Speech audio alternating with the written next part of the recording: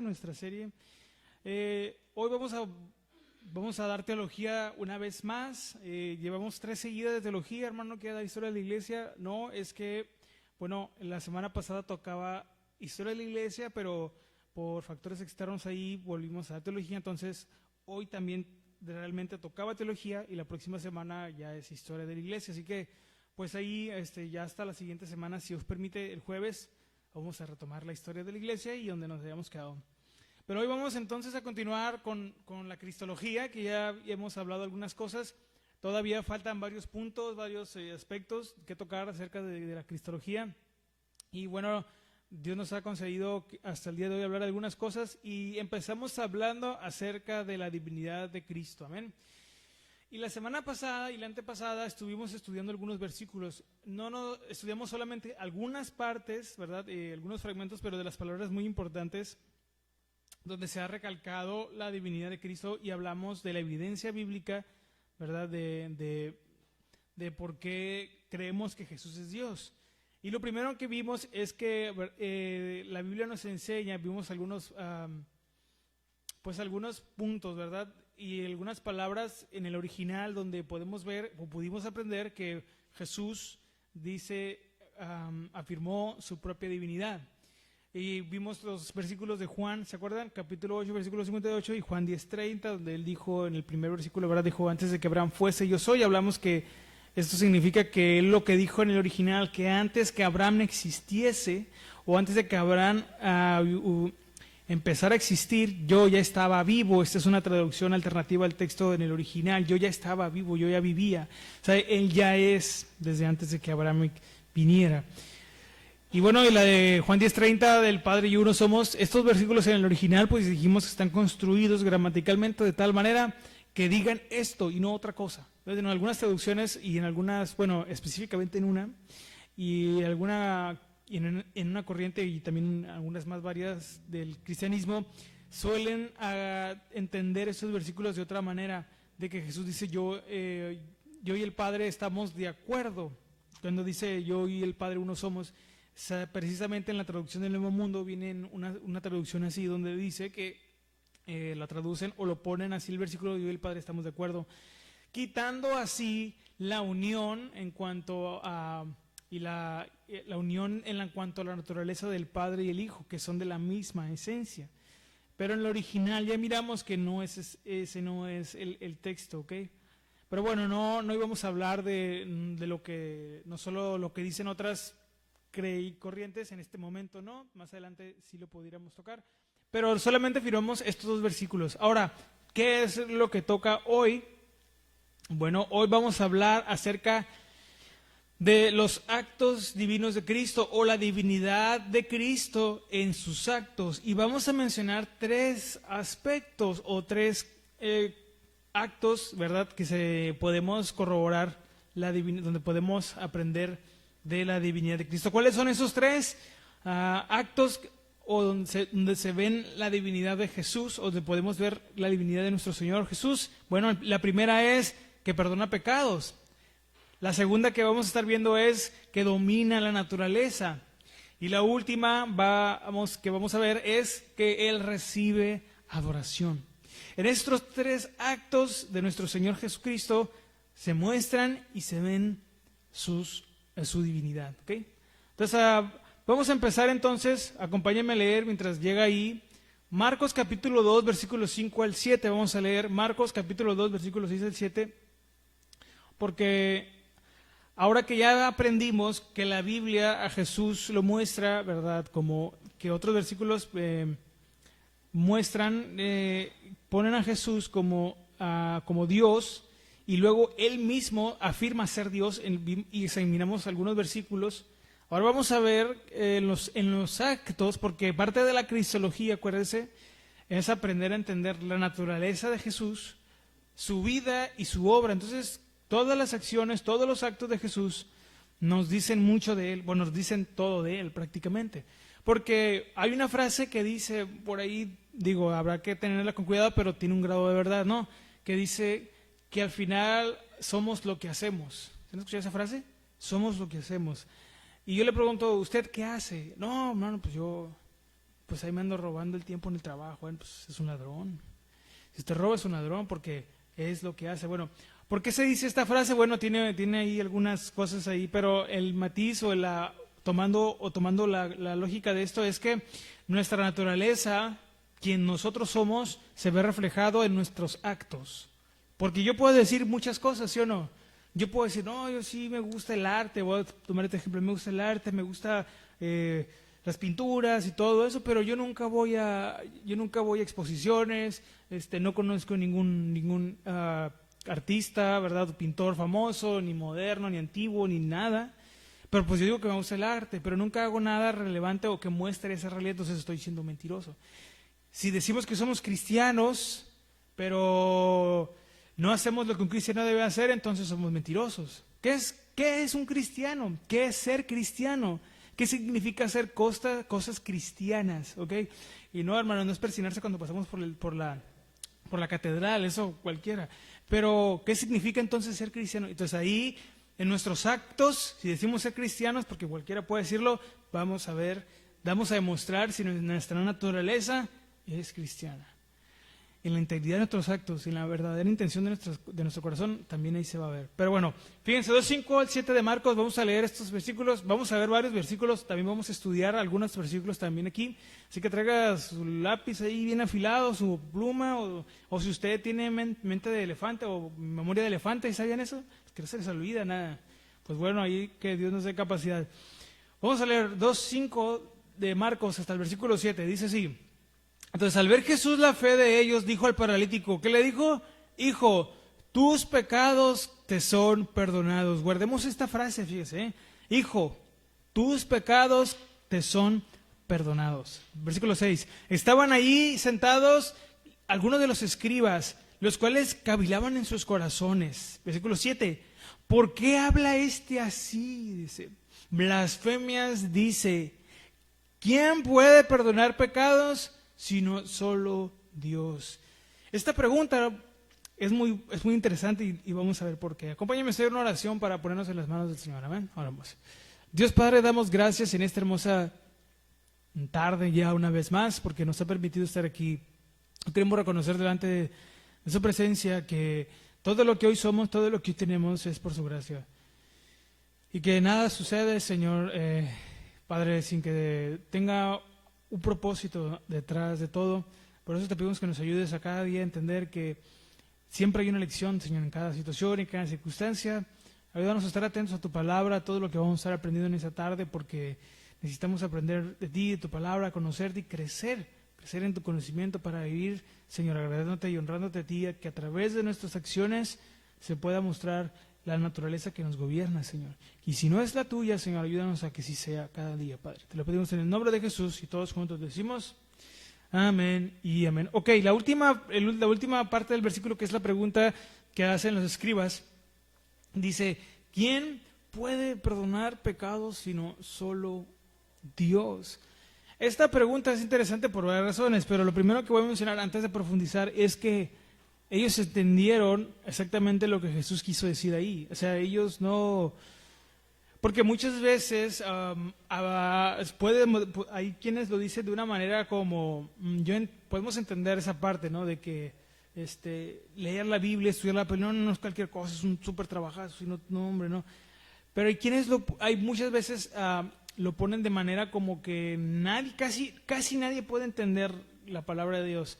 Bueno, el entendimiento de la palabra de Dios va a venir, obviamente, de tener esta comunión con Él, de reconocer su voz, y ya lo sabemos, ¿no? Pero lo que sí es cierto es que Jesús y Dios, ¿verdad? Que es Dios siempre nos va a hablar, como ya lo hemos dicho, de manera que podamos entender, porque bueno, Jesús no ganaba nada con esconderles absolutamente todo. Hubo unas cosas que no entendieron, claro está, porque había cosas que eran para los discípulos, pero lo que Jesús tenía que decirles se los dijo claramente. Entonces, fíjense, la divinidad de nuestro Señor Jesús no solo se afirma en sus declaraciones, como ya lo vimos la semana pasada, cuando Él dijo, yo soy, ¿verdad? Antes verán que yo soy, ¿no? Y otras frases más que hay, ¿verdad? Yo soy el camino, la verdad, la vida. Pero después a lo mejor hablamos un poquito más de ese versículo, pero hoy nos vamos a enfocar en que también podemos ver la divinidad de nuestro Señor Jesús en sus acciones. Jesús realizó obras que en la teología bíblica solo corresponden a Dios, o solo Dios podría hacer o puede hacer, y no nadie más. Bueno, que Jesús pudiera hacerlas nos dice entonces que también es Dios. Así que vamos a hablar a continuación de 3 actos o de 3 acciones o de 3 aspectos en los que se muestran la divinidad de Cristo. Y el primero que dijimos es Marcos 2, 5, 7, ya lo leímos, ¿ok? Pero voy a leer la última parte que dice, ¿por qué habla este así? Blasfemias dice, porque ¿quién puede perdonar pecados sino solo Dios? Y yo le pregunto a cada uno de ustedes, a ver, ¿a alguien aparte de Dios tiene el poder de perdonar pecados? ¿Alguien que no sea Dios puede perdonar pecados? No, si no es Dios, no, solamente Dios puede perdonar pecados. Pero vamos a ver por qué es importante entender eso. ¿Cómo los judíos entendían el perdón de los pecados? En el Antiguo Testamento, acompáñenme, fíjense, mientras llega a Isaías 43, 25, vamos a leer otros versículos más. Por aquí voy a mencionar 3 y luego vamos a irnos a a otros más, ¿ok? Pero fíjense, en el Antiguo Testamento, mientras llega a Isaías 43, 25, en el Antiguo Testamento el perdón de pecados era una prerrogativa exclusiva de Dios, es decir, solo Dios podía conceder y puede conceder el perdón de pecados, y solo a Él es al que se le debe pedir perdón por los pecados en el sentido de las ofensas que son a Él. Claro que eso no significa que ya no se tiene que disculpar si ofende a alguien. No, hermano Chuy, que nomás a Dios le pido perdón y tú para allá, hijo de Absalón. No, porque la Biblia nos enseña que tenemos que amarnos unos a otros como hermanos, ¿ok? Ese no es el sentido. Pero en el sentido que lo estamos viendo aquí, que Dios es el único que concede ese perdón, o sea, el que limpia, ¿ok? Que quita el pecado es Él. Salmo 103, versículo 3. Salmo 103, versículo número 3, acompáñenme a leer ahí. ¿Ok? ¿Por qué digo esto? Porque acuérdense que Jesús, la mayoría de la gente que miró y escuchó a Jesús, que escuchó sus palabras y que vio sus actos, pues la mayoría fueron judíos, ¿ok? Porque Él estuvo en Palestina, en Galilea, ya sabemos la región. También hubo griegos, hubo otros, hubo gentiles, pero la gran mayoría era judíos. Por eso es importante para nosotros, hermanos, muchas veces yo les hago esta invitación, ahora oren y tampoco hay que irnos a un extremo, pero de repente podernos entender cómo es que los judíos en esa época entendían el matrimonio, la amistad, el perdón, el pecado, que era el pecado para un judío, cómo lo miraban y lo entendían ellos. A la luz de eso vamos a poder ver y vamos a aprender cómo es más rico lo que Jesús hace y dice, ¿okay? Pero bueno, Salmo 103, versículo 3, dice, Él es quien, ¿qué? Perdona todas tus iniquidades. Eso lo cantamos aquí, ¿no? Él es quien, ¿verdad? Bueno, según la ley de Moisés o la ley mosaica, el pecado se expiaba, ¿se acuerda? A través de los sacrificios en el templo, ¿verdad? Y en el sacerdocio, pues, de los levitas. Nadie entonces podía decir, ninguna persona, es decir, ningún ser humano o ningún ser creado, ¿ok? Nadie podía decir, tus pecados te son perdonados, con autoridad, ¿me explico? O sea, ni el sumo sacerdote le podía decir a una persona, ya, tus pecados son perdonados, o sea, porque él no tenía el poder, no tiene un hombre el poder ni la facultad de perdonar pecados. Nadie podía perdonarle los pecados a alguien, ¿ok? No sé si me estoy explicando con eso. Sí, entonces vamos a ver varios pasajes de la ley, en este caso del Antiguo Testamento, de la ley judía, lo que entendemos que es la Torah, o sea, del Antiguo Testamento, pero específicamente de los primeros 5 libros, donde vemos y enseñan que solo Dios tiene la autoridad para perdonar pecados. Esta creencia está profundamente arraigada de que Dios es el único que puede perdonar pecados, está arraigada profundamente en la teología hebrea, pero vamos a ver algunos ejemplos, ¿ok? Acompáñame a leer entonces Éxodo capítulo 34, versículos 6 al 7. Éxodo capítulo 34, versículos 6 al 7, ¿ok? Es importante entonces ir viendo cómo ellos tenían para ellos esta imagen de que solo Dios perdona pecados. Y al final vamos a entender por qué la reacción de ellos hacia las declaraciones de Jesús. ¿Okay? Éxodo 34, versículos 6 al 7 dice, y pasando Jehová por delante de él, proclamó, Y pasando Jehová por delante del proclamó: Jehová, Jehová, Dios misericordioso y piadoso, tardo para la ira y grande en misericordia y verdad, que guarda misericordia a millares, que dice que perdona la iniquidad, la rebelión y el pecado. Hasta ahí. ¿Okay?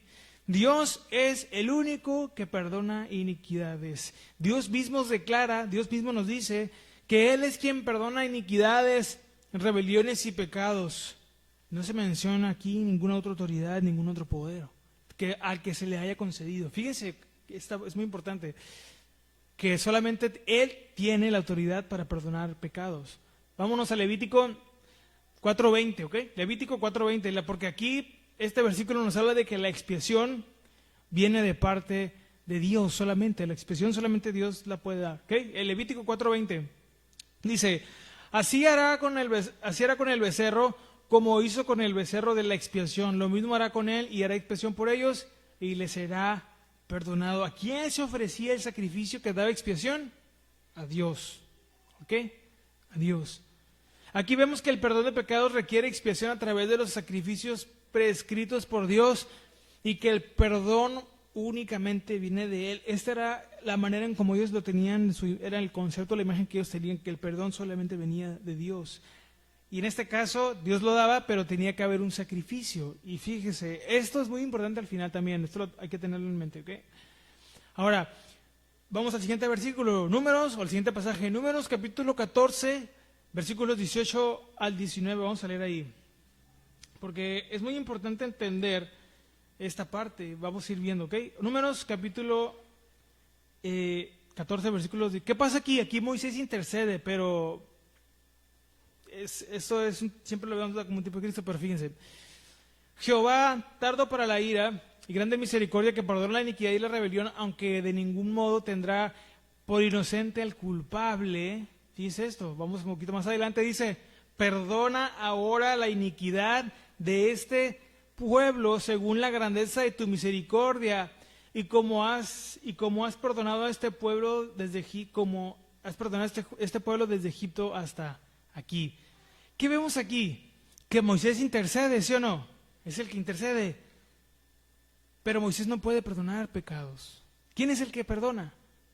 Dios. Él es el que concede o niega el perdón.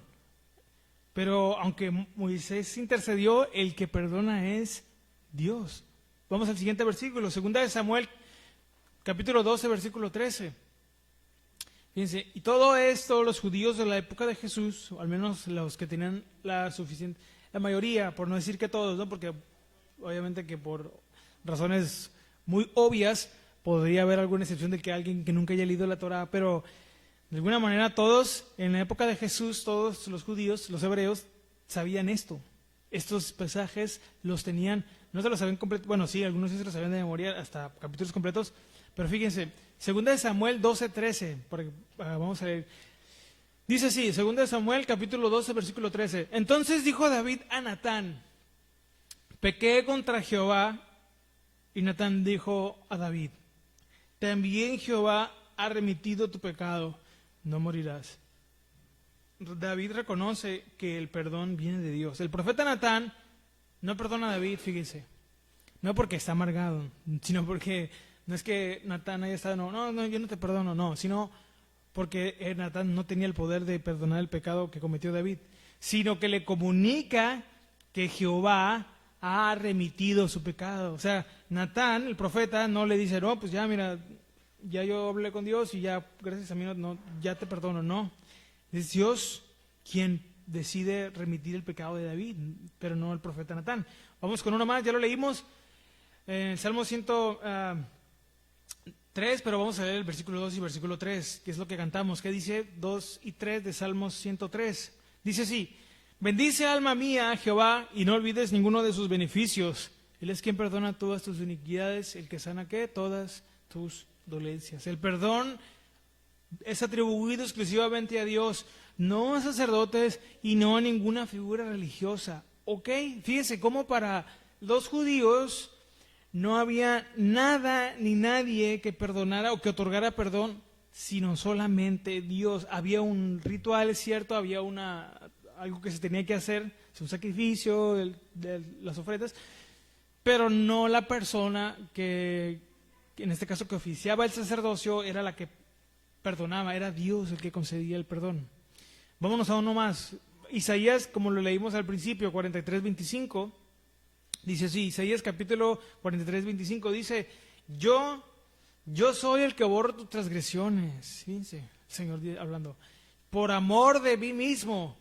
¿Y qué? Y no me acordaré de tus pecados. Aquí pudiéramos aprender algo muy, muy hermoso de este versículo, que Dios no es como, el perdón de Dios no es como el de nosotros. Que a veces decimos, yo ya te perdoné, pero a veces le reclamamos a muchos lo que nos hicieron hace como 1000 años, ¿sí o no? Pero Dios no, o sea, Dios no nos trae a memoria que Él tuviera el derecho de hacerlo, pero el perdón de Dios es el más honesto, puro y genuino que hay, porque no nos está reclamando lo que hicimos en el pasado. Fíjese, y eso nos enseña que nuestro perdón debe ser de la misma naturaleza de Dios. Ya perdonamos, ya quedó el pasado, como decimos, no, el pasado pisado, bueno, ya no hay que recordarlo. Pero así es el perdón de Dios.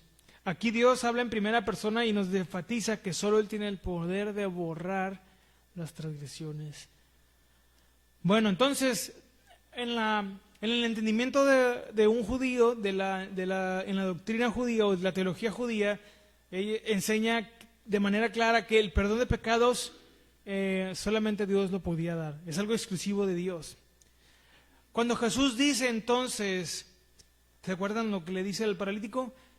Hijo, tus pecados te son perdonados.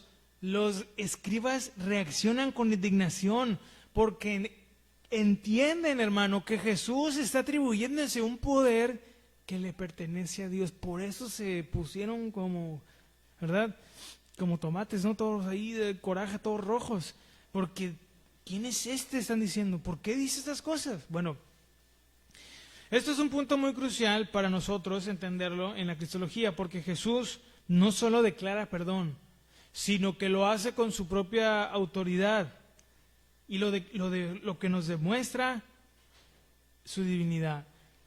Ahora, ¿cuál es el escándalo de esta declaración? Porque, bueno, sí, hermano, que los judíos nada más creían y creen que Dios puede, nadie, ningún ser humano, solamente Dios puede perdonar pecados. Pero ¿cuál es el punto de aquí que hace escándalo, digámoslo de esta manera? Bueno, miren, no solo fue el hecho de que Jesús declarara el perdón de pecados a alguien, sino que lo hace sin un sacrificio. O sea, el paralítico no le ofreció algo, no sacrificó ningún animal, no sacrificó nada, o sea, no hizo un ritual, y Jesús le concedió el perdón. Qué tremendo esto. La reacción de los escribas muestra que entendieron lo que Jesús estaba reclamando, que era una prerrogativa divina, porque ellos dijeron que solo Dios podría perdonar. ¿Quién puede perdonar pecados si no solo Dios? Hermano, y esto no es algo que podemos entender para nosotros. Si Dios ya nos perdonó, descansemos en el perdón de Dios. No nos estemos martirizando por el pasado, porque ya no lo podemos cambiar. El futuro todavía no llega y no sabemos si va a llegar, al menos no como nos imaginamos. Por eso hay que aprovechar nuestro presente. Por si el futuro nos alcanza, pues ya estamos un poco más preparados, ¿sí o no? Es decir, aprovechando nuestros días, viviendo en el verdadero perdón de Dios.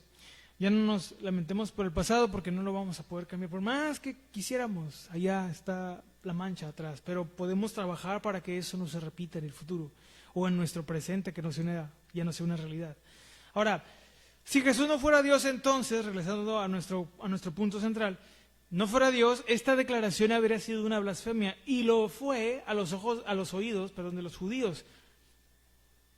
Pero vemos que realmente lo dijo porque Él es Dios. Y luego después hay una confirmación del milagro, porque no solo Jesús perdona los pecados del paralítico, sino que no le pide un sacrificio previo para eso, y aparte lo sana.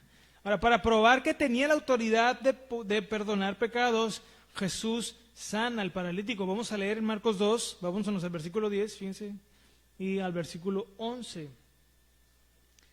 Entonces, porque leímos leímos hasta el 7, ¿verdad? Pero vamos a leer antes desde donde nos quedamos. Desde el 8, vamos a leer del 8 al 11. Porque Jesús le dice, ¿verdad? Dijo, tus pecados están perdonados, pero el paralítico no ofreció nada. No trajo un sacrificio, no trajo nada. Jesús lo perdonó. Y luego los escribas ahí, oye, pero ¿por qué este hombre le perdona los pecados? Pues solo Dios puede perdonar. Bueno, versículo 8 de Marcos 2, vamos a leer del 8 hasta el 11. Y conociendo luego Jesús en su espíritu, que cavilaban de esta manera dentro de sí, les dijo, ¿por qué caviláis en vuestros corazones? O sea, ¿por qué piensan de esa manera? ¿Por qué andan murmurando? O sea, ¿por qué andan ahí? Porque eso no se lo dijeron a él. Oye tú, o sea, se fueron. Y esto es bien interesante porque Jesús conoce los corazones y aquí está otra evidencia de que es Dios. Porque les dice, Dios, hermanos, siempre nos va a decir lo que hay en nuestro corazón. Aunque lo querramos ocultar, aunque a veces no lo querramos decir, Dios no nos va a recordar. A ver, ¿por qué piensas así? No, Señor, pero mira, quiero que me ayudes en mi trabajo. A ver, espérate, pero ¿por qué estás enojado con tu hermano? Ay, pero eso que tiene que ver todo, etcétera. Dios siempre nos va a decir lo que hay en el corazón. Por eso es bien importante que en nuestra oración a Dios seamos honestos. A veces nos vamos a sentir con toda la motivación, pero decirle a Dios realmente tal cual lo que hay aquí. Y claro, pedir que nos ayude si es alguna debilidad, pero pues a Dios no le podemos ocultar nada. Entonces, versículo 9, ¿qué es más fácil? Les pregunta, porque nosotros, aquí los escribas son una figura de aquellos que a veces caemos en la crítica o en el inconformismo de la naturaleza de Dios o de la manera en cómo Dios hace las cosas. Pero ¿por qué hace esto Dios? ¿No? Bueno, Jesús lanza una pregunta. Cuando nosotros nos atrevemos a criticar los actos de Dios, fíjense, o cuando llegamos a pensar que tenemos algo a favor, que discutirle a Dios, o sea, a favor nuestro, Dios siempre nos va a lanzar una pregunta que nos va a regresar a entender, o sea, es como una cachetada, ¿me explico? No lo quería decir así, pero es como que nos da, a ver, o sea, como te voy a preguntar esto para que, Señor, sí es cierto. Entonces Jesús les dice, ¿qué es más fácil? Pero va a depender del corazón, ¿ok? Decirle al paralítico, ¿tus pecados te son perdonados? O decirle, levántate, toma tu lecho y anda. A ver, ¿qué es más fácil? Ahora, si nosotros nos preguntan eso, pues por decirle cualquiera de las dos, hermanos, para cualquier humano, para cualquier hombre, ninguna de estas cosas será fácil. Pero para Dios sí. Pues para que sepáis, versículo 10 dice, pues para que sepáis que el Hijo del Hombre tiene potestad en la tierra para perdonar pecados, después dijo el paralítico, versículo 11, a ti te digo, levántate, toma tu lecho y vete a tu casa. Versículo 12, entonces, ¿qué pasó? Él se levantó enseguida, tomando su lecho, salió delante de todos, de manera que todos se asombraron. ¿Y qué pasó? Glorificaron a Dios diciendo, nunca hemos visto tal cosa. Jesús no solo lo perdonó. Fíjese que no es el tema aquí, porque hay una muy buena enseñanza de la palabra de Dios siempre hay. Pero ¿cómo llegó el paralítico a Jesús? Paralítico, ¿sí o no? No llegó fuerte, no llegó arreglado ya, perfecto, no llegó sin necesidad, o sea, ni siquiera llegó él, lo llevaron. Bueno, Jesús no solo no lo rechazó, porque a lo mejor pudo haber recibido rechazo, lo perdonó, le mostró amor, misericordia, y aparte de perdonar sus pecados, lo sanó, le devolvió el poder caminar, algo que para el paralítico era imposible. Estoy casi seguro que este hombre pensó que nunca más podría caminar. A lo mejor le gustaba caminar en la playa y pensó que tal vez ya nunca más lo podría hacer, pero cuando se encontró con Cristo, se dio cuenta que en ese momento, este paralítico, hermanos, en ese momento, volvió a vivir. Volvió a vivir. Y así es con nosotros. Cuando venimos a Jesús, todos paralíticos, ¿no? Por todas las cosas que hemos hecho, o a veces todavía hacemos. y Él nos perdona, volvemos a vivir. Pero bueno, aquí la enseñanza es que medita en esa pasada, que el Espíritu Santo le diga más de lo que yo le pueda decir. Pero este milagro entonces valida su afirmación. Si Jesús tiene poder para sanar con su palabra, entonces tiene poder para perdonar. ¿Qué le iban a preguntar ahora a Jesús los escribas después de que vieron que el paralítico se levantó? Oye, ¿cómo tú te atreves a perdonar pecados? A ver, Jesús, y lo levanta, y ¿qué le iban a decir? Pues nada. Entonces es un hecho muy fuerte de que Él es Dios. Entonces la gente queda asombrada, y ¿qué es lo que hace? Glorifica a Dios reconociendo algo sin precedentes. Esto nos muestra algo muy importante en las obras de Dios en nuestra vida. Cuando somos sanados por Dios, fíjese esto, cuando Dios hace un milagro en nuestras vidas y que trae ese cambio, lo que debe seguirle es obviamente el cambio. El paralítico dejó de ser paralítico, fue sanado. El hecho ya no lo llevó a él, ahora él llevaba al hecho. Entiéndase, el pecado ya no lo gobernaba. Eso hizo que los que estaban a su alrededor glorificaran a Dios. Hermano, si usted y yo éramos mentirosos, que ya no lo seamos, eso debe provocar que los de nuestro alrededor glorifiquen a Dios. Pero si al contrario la gente escucha nuestro nombre, lo primero que piensa es: ay, mira el hermano Jesús. El hermano Jesús le deberían de llamar el hermano Luzbel, porque puras mentiras. Qué tremendo que digan eso de nosotros, ¿sí o no? No, le deberían de llamar el hermano Martillo, porque puro... ¿Y qué dicen de nosotros, hermanos, cuando escuchan nuestro nombre? Pero cuando Dios hace la obra, ¿verdad? Y no son nuestras emociones, ¿verdad? Entonces, lo que sigue es que Dios se ha glorificado. Entonces, bueno, entonces Jesús perdona los pecados, y perdona pecados con su propia autoridad, porque en el versículo, en el pasaje, nunca vemos que Jesús le habla a Gabriel y a Miguel: a ver, préstame ahí, ¿no?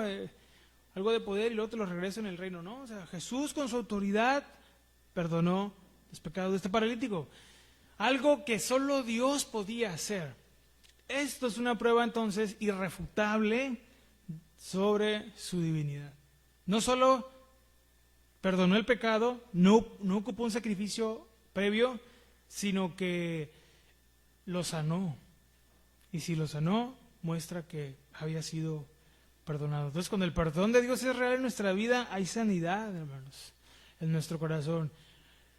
Pero si no hay sanidad en el corazón, de que todavía traemos amargura, de que, hermanos, muy posiblemente necesitemos, ¿verdad?, abrazar el perdón de Dios y dejar que el perdón de Dios nos inunde, porque ya no podemos vivir en amargura, en remordimiento, ¿verdad? De que obviamente que no hay que celebrar, no hay que gozarnos cuando nosotros hacemos cosas malas, no es lo que estoy diciendo, pero sino que debemos entender, hermanos, que debemos aprender a recibir el perdón también de Dios. Pero bueno, eso ya sería para otro tema.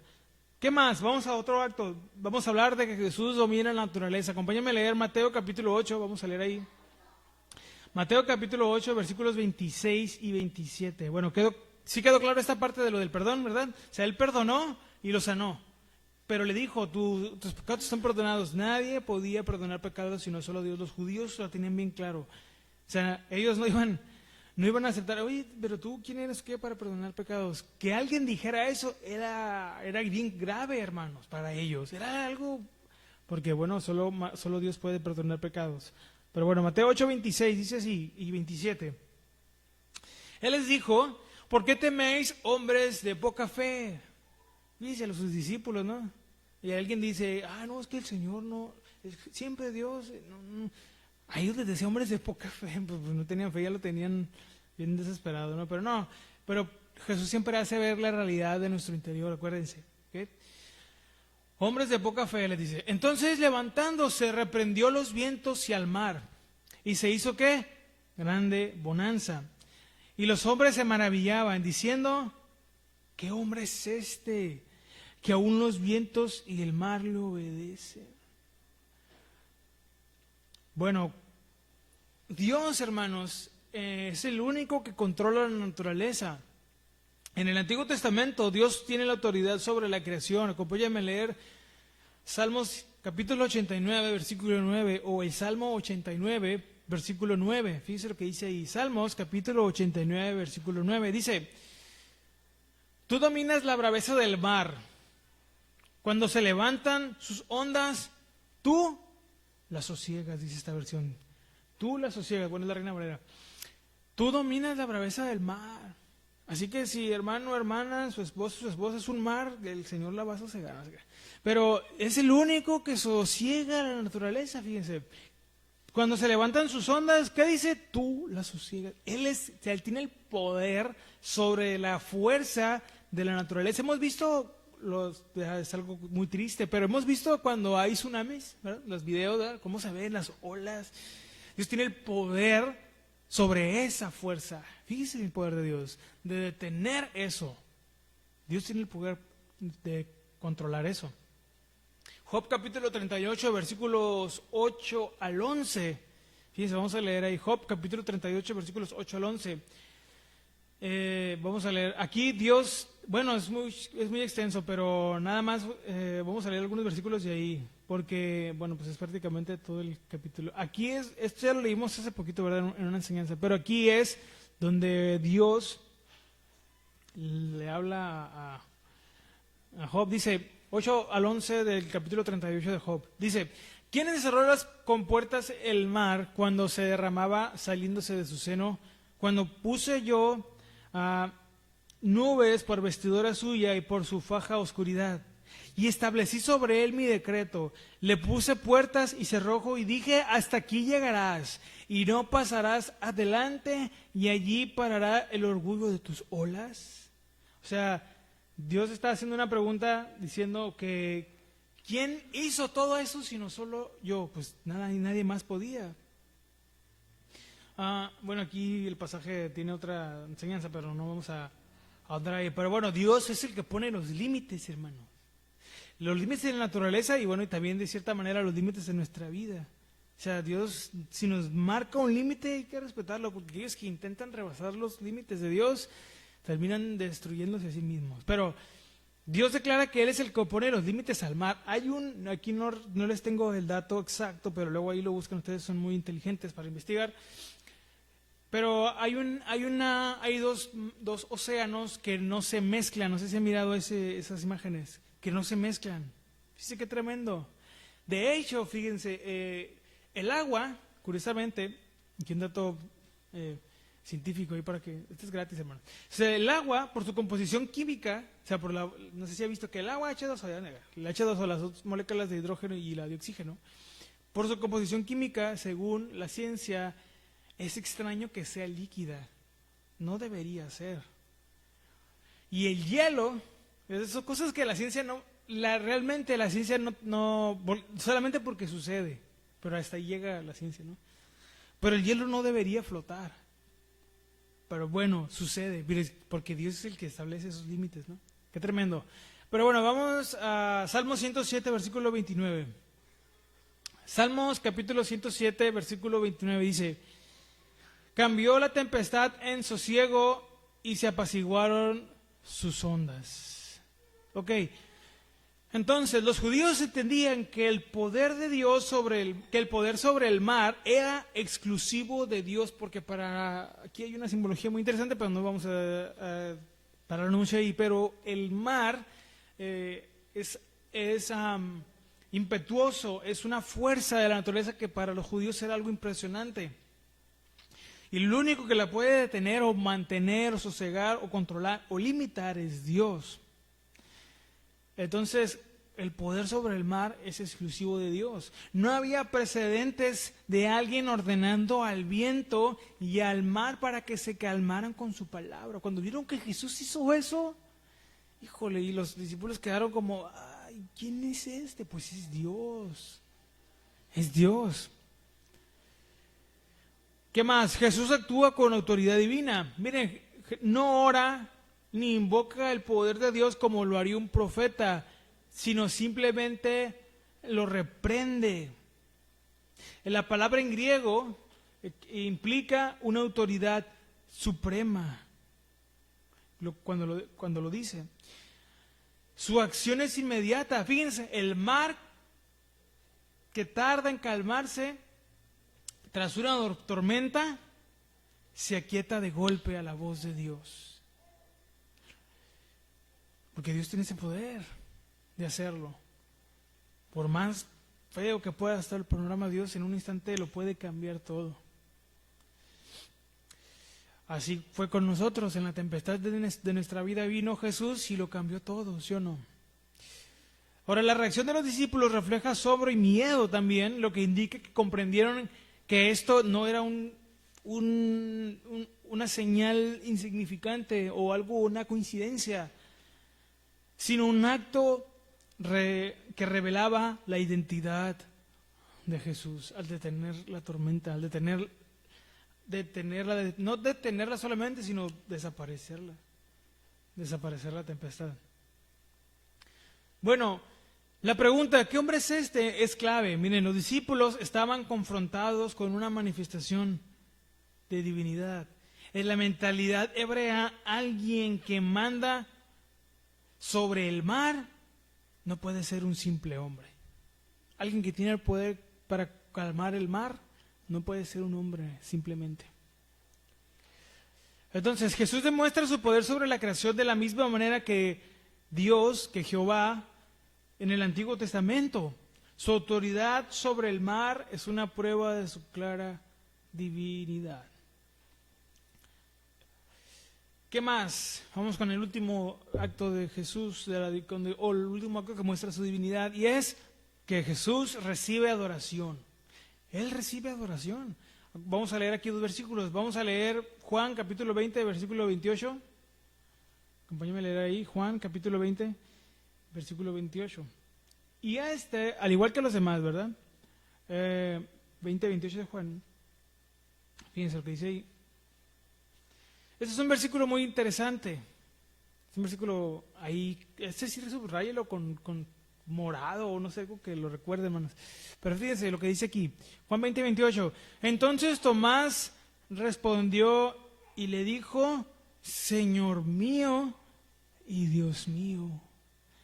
Vamos a leer ahora Mateo capítulo 28, versículo, vamos a leer ahí, versículo 9. Fíjense lo que dice ahí. Porque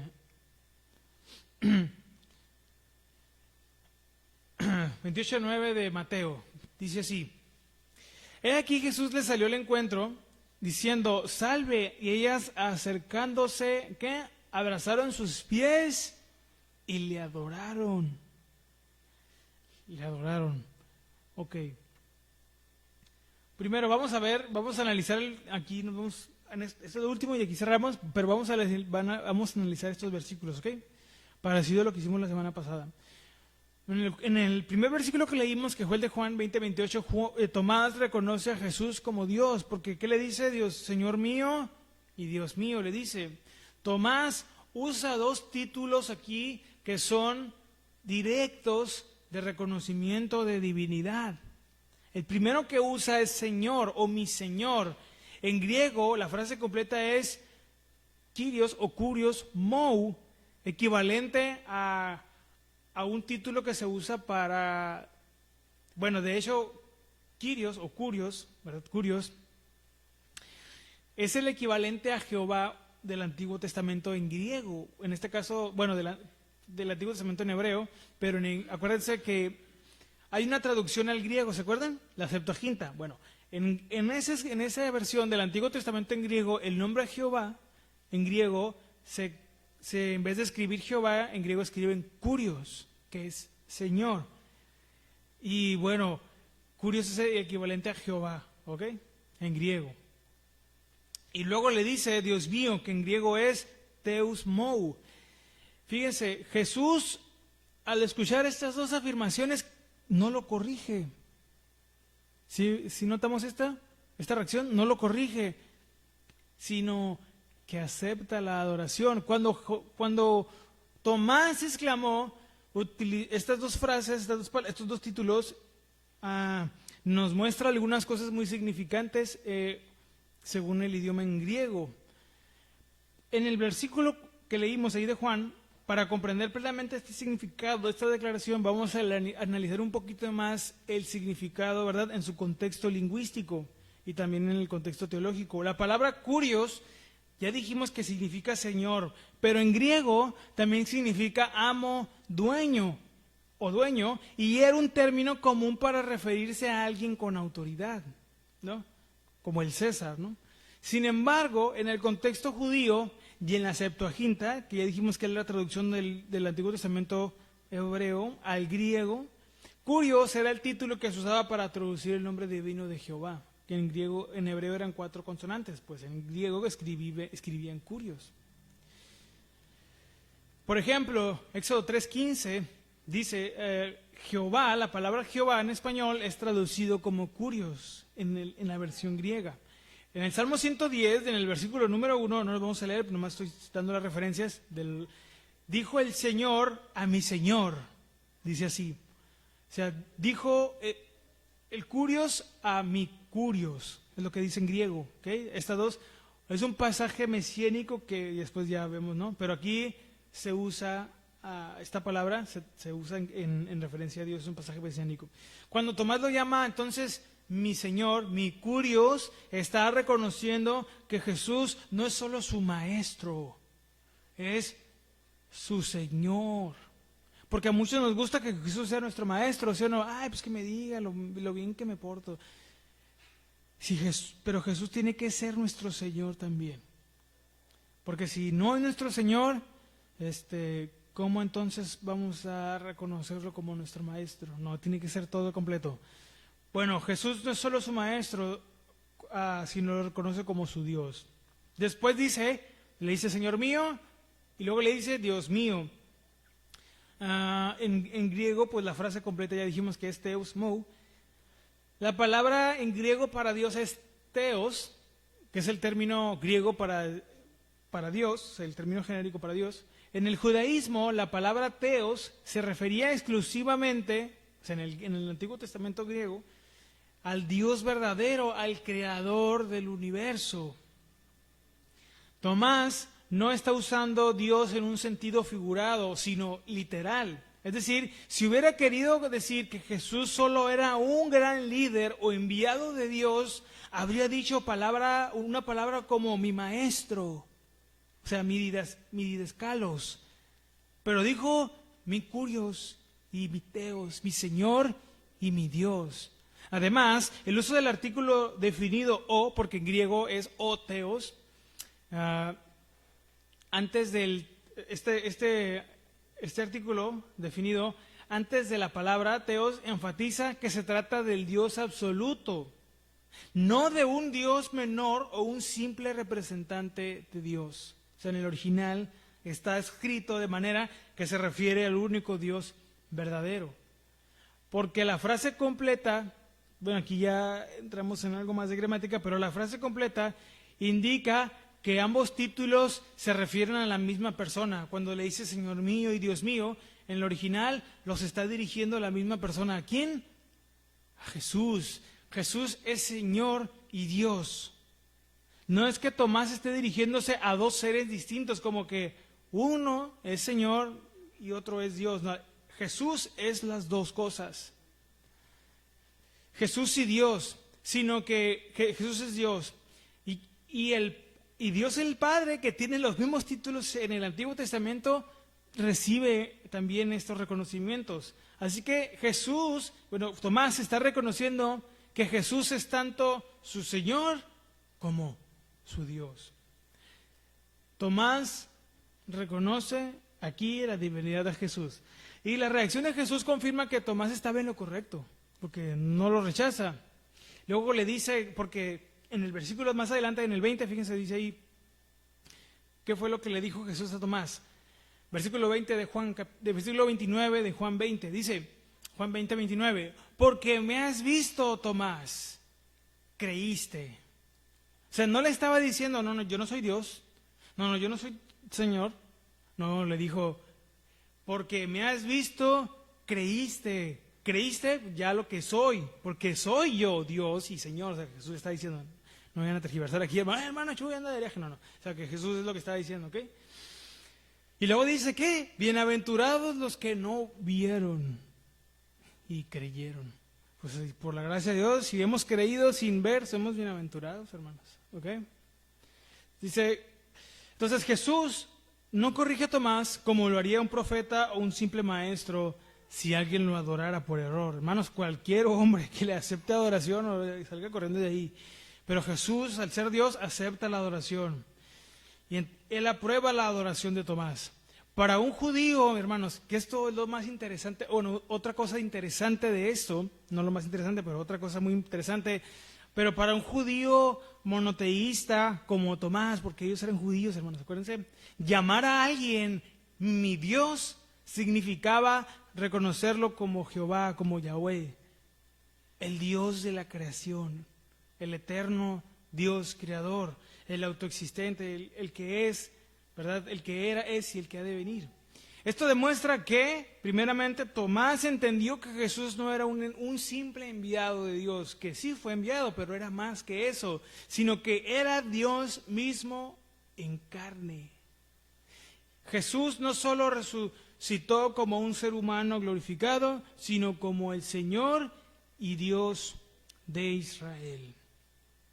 Conclusión, no vamos a alcanzar a examinar el otro versículo, que es donde las mujeres adoran a Jesús, si alcanzamos, después lo mencionamos, pero aquí nos vamos a quedar. Entonces la expresión de Tomás, Señor mío y Dios mío, que leímos ahí en Juan, es una declaración explícita de la divinidad de Cristo. El uso de Curios, el título de Dios en el Antiguo Testamento, y también de Teos, que es Dios absoluto, en el Antiguo Testamento, confirma que Tomás reconoció que Jesús era Dios hecho carne, o sea, en cuerpo.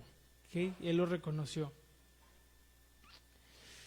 Y bueno, esto es una prueba más en los actos de Jesús que recibe adoración, que verdaderamente Él es Dios. ¿Okay? Si Él no hubiera rechazado la adoración, tuvieran un punto los que andan, ¿verdad?, ahí de puerta en puerta los sábados, domingos, y hasta los jueves también andan metiendo overtime ahí. Pero tuvieran razón, pero Jesús aceptó la adoración. Y la otra adoración que aceptó, ya no lo vamos a alcanzar a leer, pero fue la de Mateo 28:9 de las mujeres. Esa adoración Jesús también la aceptó. Aquellas mujeres que vinieron, abrazaron sus pies y lo adoraron.